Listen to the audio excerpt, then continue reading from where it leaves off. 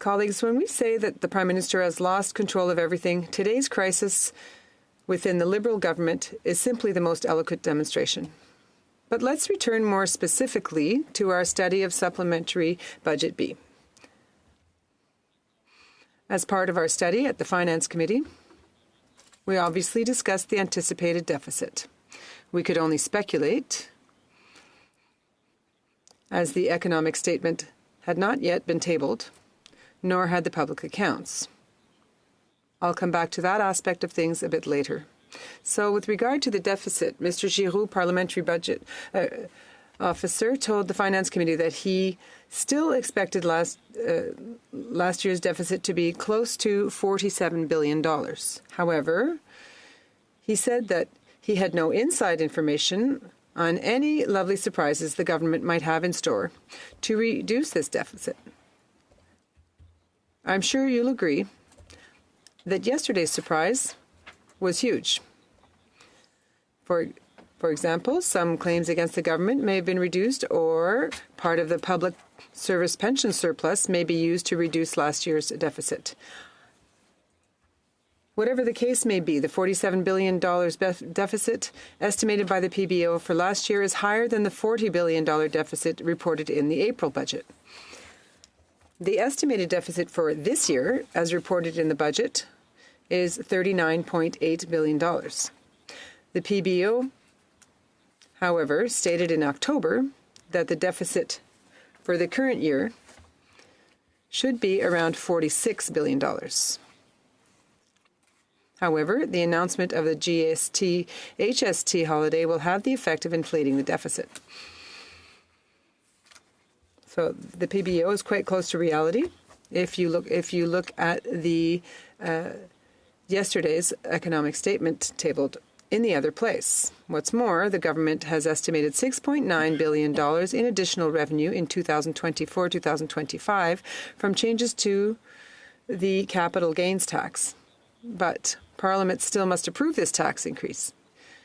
If these $6.9 billion in revenues are not collected over this fiscal year, the deficit will suffer.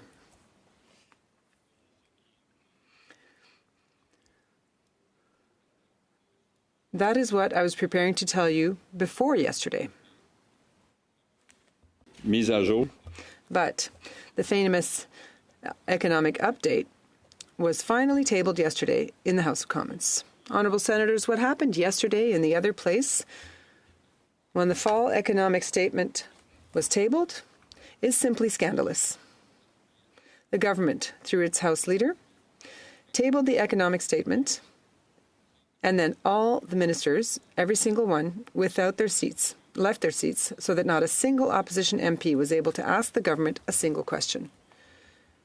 The Trudeau government deposited its mess in the other place and ran off without answering to parliamentarians and Canadians for its mismanagement. The government is fleeing reality.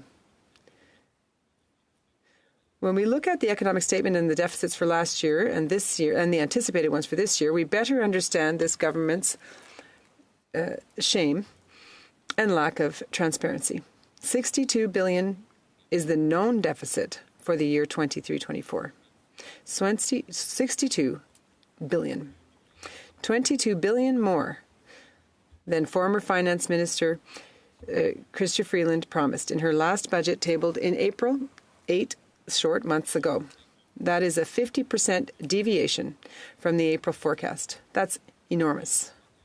Any CFO making such a mistake would be shown the door immediately.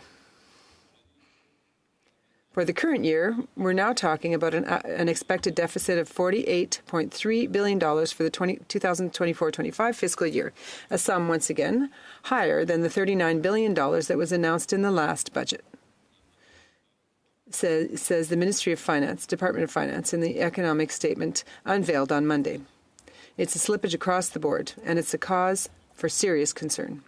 According to Robert Asselin, Senior Vice President of the Canadian Business Council and former close associate of former Finance Minister Bill Morneau, the Trudeau government has lost control of public finances. According to him, And to quote him, "The problem is that they're already $60 billion in the red, just as the dark clouds are appearing. The threat of U.S. tariffs, the need to invest in defense, and Canada flirting with a recession. For all intents and purposes, this government has lost control of public spending," he said. Now, let's turn directly to Bill C-79. This bill is the fourth appropriation bill for the current fiscal year and seeks Parliament's approval for an additional $21.6 billion in spending. This request is based on Supplementary Estimates B, which sets out the new spending target of $21.6 billion.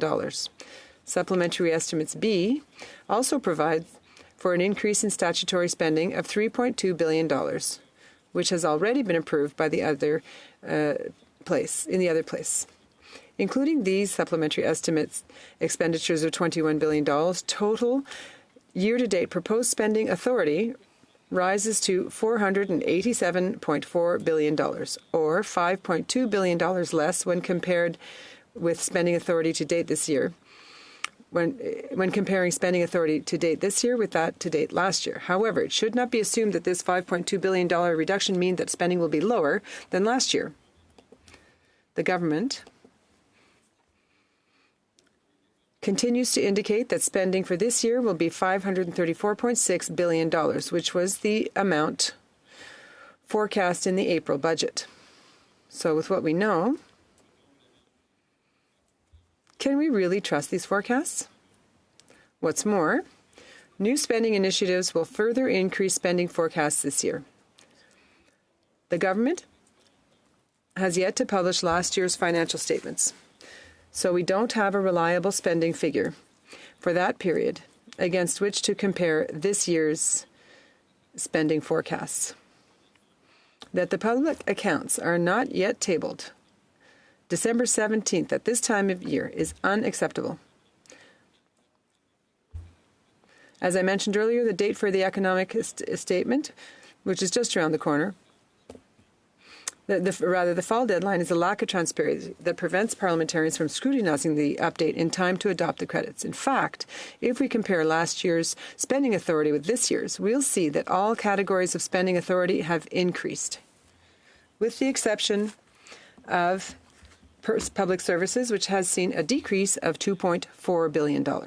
Surprisingly, or perhaps unsurprisingly, Professional and Special Services line shows an increase in spending authority of $1.1 billion. Indeed, one of the observations considered in the National Finance Committee's report states the following: Federal workforce and contracts for professional services.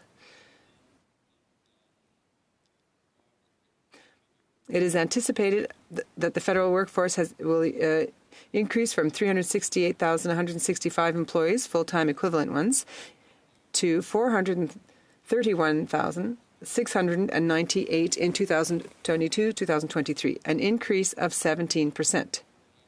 The federal government has also spent an estimated $3 billion in 2021 through 2022 on contracts for professional services, an increase of $5 billion over the. We are aware of the government's initiatives to refocus its certain expenditures. Colleagues, with the economic update that was presented yesterday, we understand that for this government, the verb to refocus is synonymous with the verb to increase. The most recent measure adopted, a 2-month GST holiday, is a fine example of this. $1.5 to $2.7 billion more in lost revenue financed by debt, a highly questionable measure that is far from having convinced the experts of its relevance. Even the experts at the Department of Finance were opposed to it, as reported by the Globe and Mail last week. Officers of Parliament are independent entities who report directly to Parliament and not to the government or a federal minister. They carry out functions entrusted to them under specific legislation and report to one or both houses of Parliament. There are 9 officers of Parliament: the Auditor General of Canada, the Chief Electoral Officer, the Commissioner of Official Languages, the Information Commissioner of Canada, the Privacy Commissioner, the Conflict of Interest and Ethics Commissioner, the Commissioner of Lobbying, the Public Sector Integrity Commissioner of Canada, and the Parliamentary Budget Officer. Funding mechanisms differ from one officer of Parliament to another. Some obtain approval directly from Parliament, while others must seek it through government departments. The latter approach risks compromising their independence, or at least giving the impression that it is compromised, as illustrated by the Information Commissioner's testimony to the committee. To quote her, even though I am an independent officer of Parliament, I cannot apply directly to Parliament for funding. When the office needs additional funding, I am obliged to submit a request to the Minister of Justice, who has his own priorities, and who may or may not submit my request to the Minister of Finance and ultimately to Treasury Board for approval. This tedious process requires me to apply for funds from the same institutions over and over again, and that I am investigating. Quite frankly, this in no way reflects my independence." End of quote. This statement by the Information Commissioner is highly worrying. If we want officers of Parliament to be truly independent of government in order to preserve their objectivity and their independence, it is crucial that we revise this process for approving the budgets of these entities. But the question is, does the current government want truly independent officers of Parliament?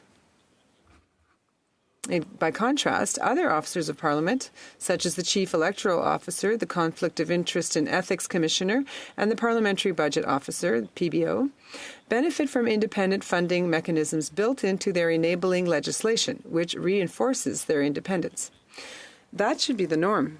I therefore believe it is fundamental to review the funding model for officers of Parliament who do not receive funding directly from Parliament in order to better support their ability to fulfill their mandate independently and effectively, which will improve transparency and strengthen public confidence in Canada's institutions.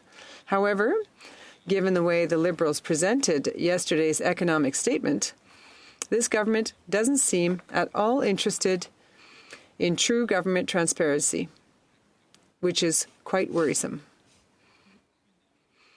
Now I'd like to make a few remarks about certain departments. The Department of National Defence. This department is requesting additional appropriations of $3.3 billion, of which $1.7 billion is for capital goods. As honourable colleagues know, the government is under pressure to increase military spending to meet the NATO target of 2% of GDP. Canada's delay in meeting this target, unfortunately, discredits Canada on the international stage. In July of this year, the government committed to achieving this 2% target by 2032-2033. The new defence policy states that military spending will reach 1.76% of GDP. 1.76% of GDP by 2030. But a report by the Parliamentary Budget Officer contradicts this, stating that military spending will only reach 1.58% of GDP by 2029-2030. In any case, the government has yet to provide a roadmap for how it plans to increase spending to reach that target. When this bill is approved, the Department of National Defence will be authorized to spend $34.6 billion, significantly higher than the $29 billion approved this time last year. Most notable is the increase in capital equipment funding, from $6 billion last year to $9 billion so far this year. While the increase in financing is a good sign, it's worth noting that the Department of National Defence has a dismal record of spending its allocated funds, particularly on capital expenditures, because of their procurement system. For example, in 2020-2021, the department spent $5 billion of the $5.8 billion approved. In 21-22, it spent $4.6 billion of the $5.8 billion approved. And in 22-23, it spent $4.9 billion of the $5.9 billion approved. The government has yet to disclose spending for 2023-2024. So we don't know how much of the $7.2 billion approved last year the department actually spent.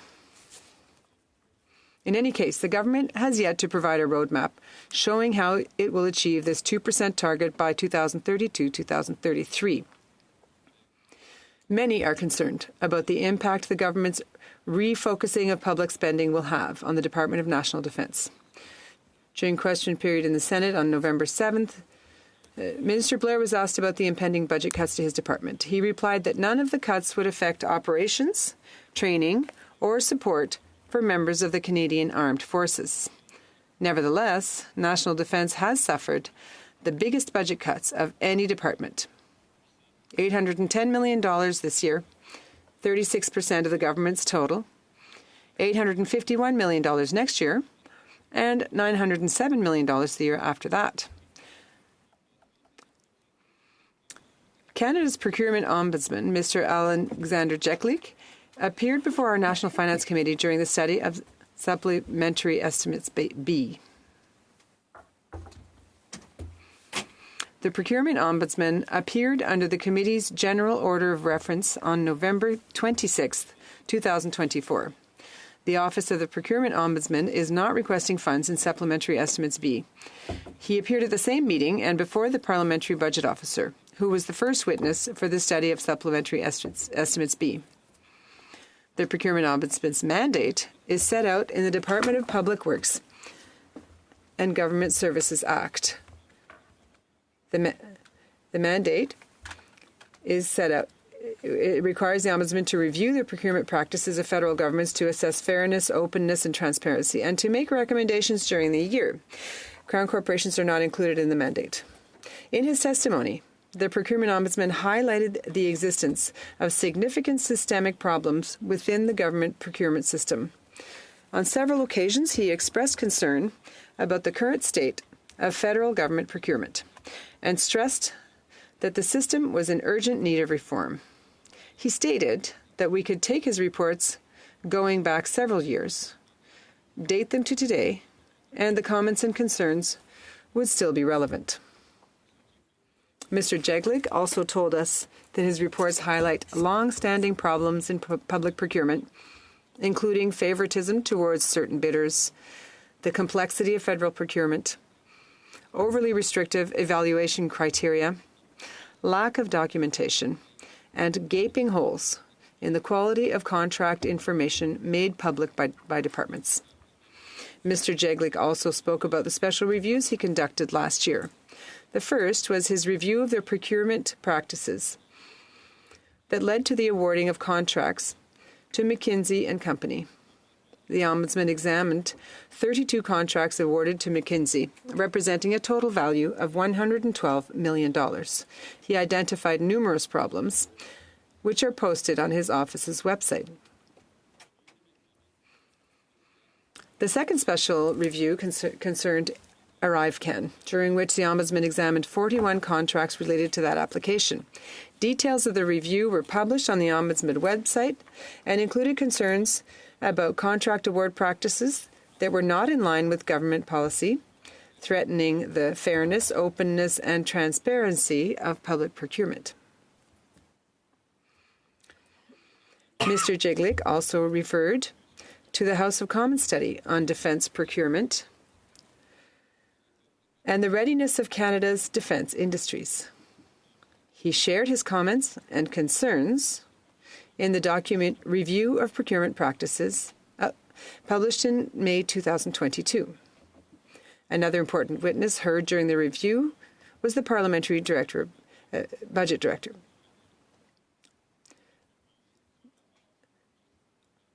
He published his report on Supplementary Estimates B on November 20th and testified before our National Finance Committee on November 26th. On this occasion, the many issues and concerns addressed in the Parliamentary Budget Officer's report were discussed.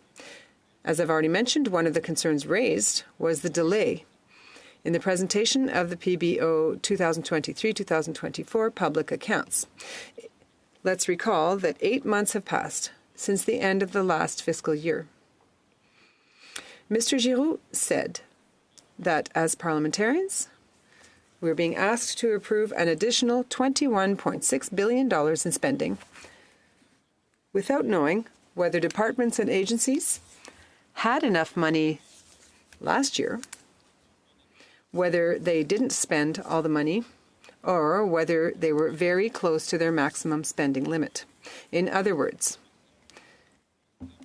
we don't know if they really need the $21.6 billion. It's unbelievable. I quote the Parliamentary Budget Officer in his testimony. This is a problem we've been pointing out for several years. You parliamentarians are being asked to approve tens of billions of dollars in spending without having the slightest idea of how the government arrived at its results and the amount of its spending and unused funds for that year that ended more than 8 months ago. So, that is a true problem. When the publication of the public accounts is delayed, parliamentarians have less time to carry out the ex post financial review.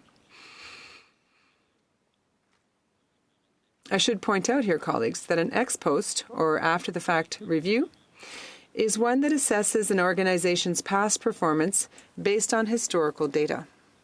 So, the Parliamentary Budget Officer was saying, and I quote him again, that parliamentarians have less time to carry out the ex post financial review and obtain better information to assess the government's estimates and budget documents, including these supplementary estimates documents. End of quote. Honourable colleagues,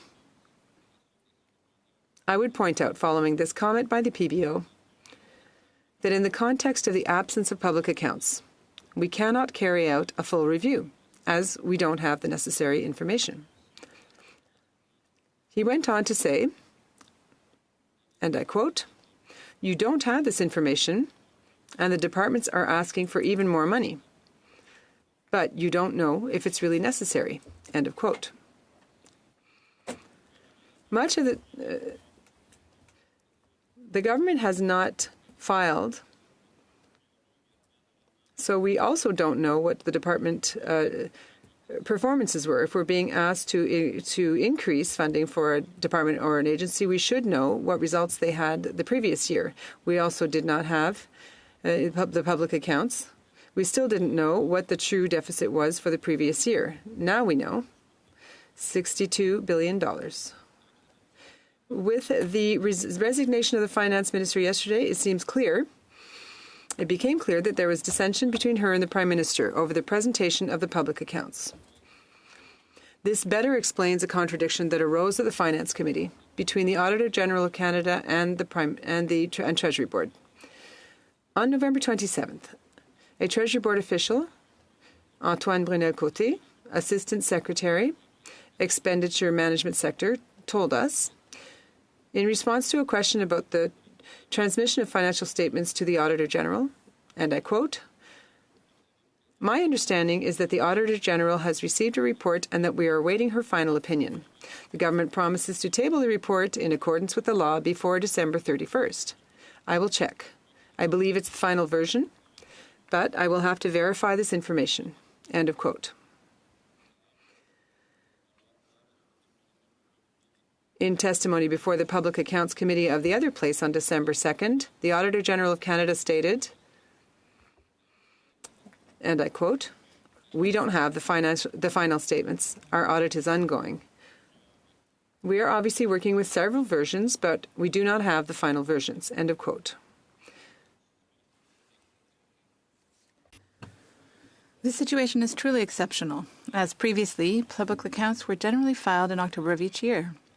Since 2014, only 2015, 2019, and 2021 have seen public accounts filed at the beginning of December.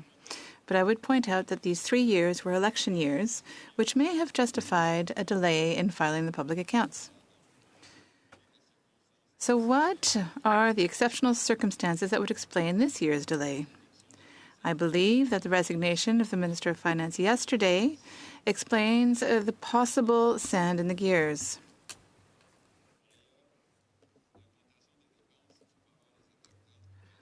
The increase in Aboriginal spending for Indigenous peoples from $10.7 billion in 2015-2016 to $31.7 billion in 2022-2023 also caught my attention and that of our colleagues on the National Finance Committee. Actual spending for last year is not yet available since, as mentioned earlier, we didn't have the public accounts, but the Parliamentary Budget Officer estimates that spending on claims and litigation underway for Indigenous affairs is at $74 billion for 2023-2024 and $45.7 billion in 2024-2025. Mr. Giroux pointed out that the increases in spending for Indigenous peoples can be explained by a number of factors, including the growth in the Indigenous population, the increase in services provided to the Indigenous population, and the rise in the number of claims and settlements. Expenditures of $74 billion in 2023-2024 included $23 billion earmarked for settlements under the First Nations Child Welfare Program. The agreement was negotiated over several years, with final settlements set for 2023-2024. Finally, the meteoric growth of the public service within the federal government was also scrutinized because the leap is phenomenal, but the level of service to the population is not keeping up, and that has been demonstrated for a number of months now. Indeed, the size of the federal civil service has increased considerably in recent years. Based on his analysis, the PBO wondered whether personnel costs might become unsustainable if there are no structural changes. Mr. Giroux answered, and I quote, "Are there mechanisms in place to control growth? Yes, there have been announcements of spending cuts, many in the last 2 years.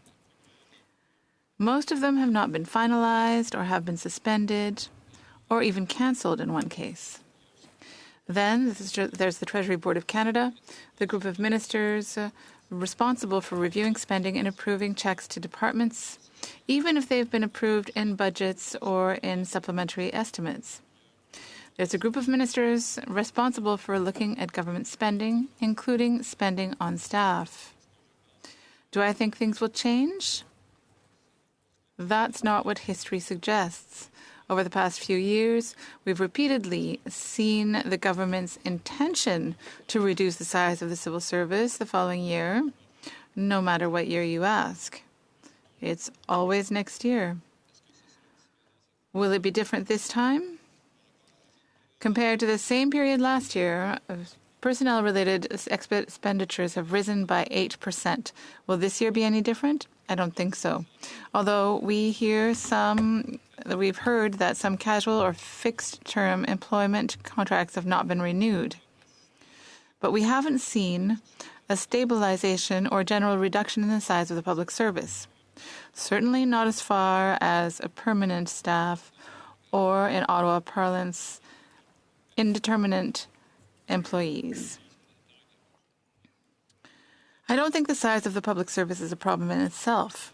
It can become a problem if we increase the size of the public service and don't see a corresponding improvement in services.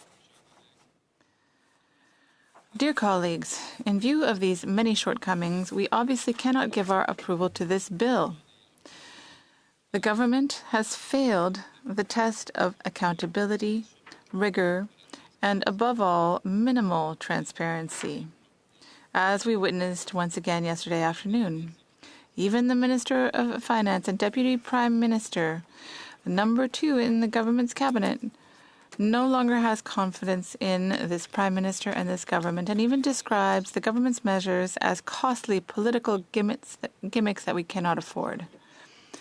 These, dear colleagues, are the few observations I wanted to bring to your attention.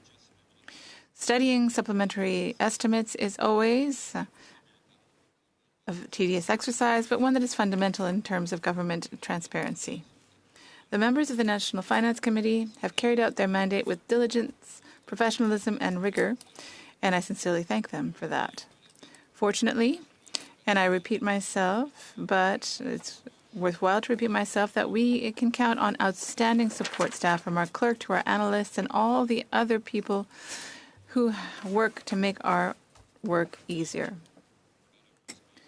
Unfortunately, with all of the uncertainty and the shortcomings, the $21.9 billion dollars in appropriations is difficult to justify and accept in this context. To conclude on a more positive note, I wish you all happy holidays. I want to express my gratitude to you. I wish you pleasure and well-deserved rest. Thank you.